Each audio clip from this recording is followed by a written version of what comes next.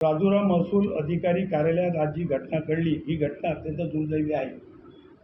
मी गडचिरोलीला असताना मला एका पत्रकारांचा फोन आला का कुसुंबी येथील आदिवासींनी एसडीओच्या कार्यालयामध्ये विष प्राशन केले। तेव्हा मी लगेच राजुराकडे दवाखान्यामध्ये गेलो आणि दवाखान्यामध्ये 5 पेशंटचा उपचार होत असताना डॉक्टरांनी सांगितलं की 2-3 जणांची प्रकृती नाजूक आहे, त्यांना रेफर करणं गरजेचं आहे आणि लगेच त्यांनी रेफर केलं। वास्तविक पाहता ही जी घटना घडली याला कारणीभूत महसूल विभाग जबाबदार आहे आणि विशेषतः माणिकगड सिमेंट कंपनीचं व्यवस्थापन जबाबदार आहे। गेल्या 7-8 वर्षापासून सातत्यानं हा वाद सुरू आहे। प्रशासनिक स्तरावर कलेक्टर, उपविभागीय अधिकारी, अपर जिल्हाधिकारी यांच्याकडे अनेक वेळा सभा झाल्या। प्रत्येकाचं एक त्यामध्ये उत्तर आलं की जमिनीचं भूमापन मोजणी करू। कंपनीनं पत्र दिलं की आम्ही पैसे भरायला तयार आहोत, जमीन मोजू।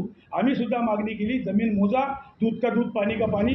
आणि तुमच्याकडे जी 493 हेक्टर जमीन दिली, फॉरेस्टची जमीन तुम्ही वापस केली, ते कुठं आहे? आणि आमच्या या ज्या आदिवासींच्या जमिनी तुम्ही टप्प्याटप्प्यानं जेव्हा खदानीचा विस्तार केला त्या बळकावलेल्या आहे, त्याचा मोबदला दिला नाही। त्यांचा मोबदला द्यावा, नोकरी द्यावी, बाजारभावाप्रमाणे आज जे दर चालू आहे त्या दरानुसार पैसे द्यावे, परंतु त्याकडे कंपनीने दुर्लक्ष केलं। उलट जिल्हाधिकारी आणि उपविभागीय अधिकाऱ्यांना नायब तहसीलदाराला पत्र दिलं। 1984-85 मध्ये ज्या आदिवासींना जमिनीचा मोबदला दिला याचा शपथपत्र मानव अधिकार आयोगाकडे, अनुसूचित जाती जमाती आयोगाकडे, सुप्रीम कोर्टामध्ये आणि नागपूर न्यायालयामध्ये दाखल केला आणि त्याच्यात त्यांनी दिलं की 40 वर्षापासून ही जमीन आमच्या ताब्यात आहे आणि 24 लोकांना आम्ही जमिनीचा मोबदला दिला। असं असताना मग त्यांना गेल्या या महिन्यामध्ये मार्च महिन्याच्या शेवटी त्या लोकांना हेक्टरी 10 लाख रुपये देण्याची गरज कंपनीला का पडली? याचा अर्थ एग्रीमेंट बोगस होता, भूमापन मोजणीचा नकाशा बोगस आहे, म्हणून त्या आदिवासींना त्यांनी पैसे दिले। परंतु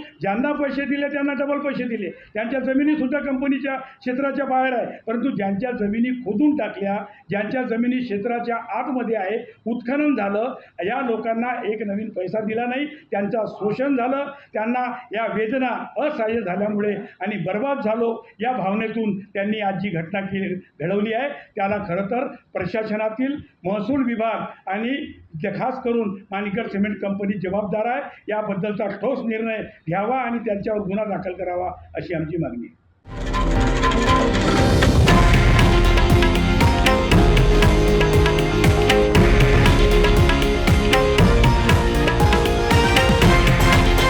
हे आहे देशातील नंबर 1 न्यूज नेटवर्क आणि आपण पाहत आहात TV9 मराठी, एकमेव।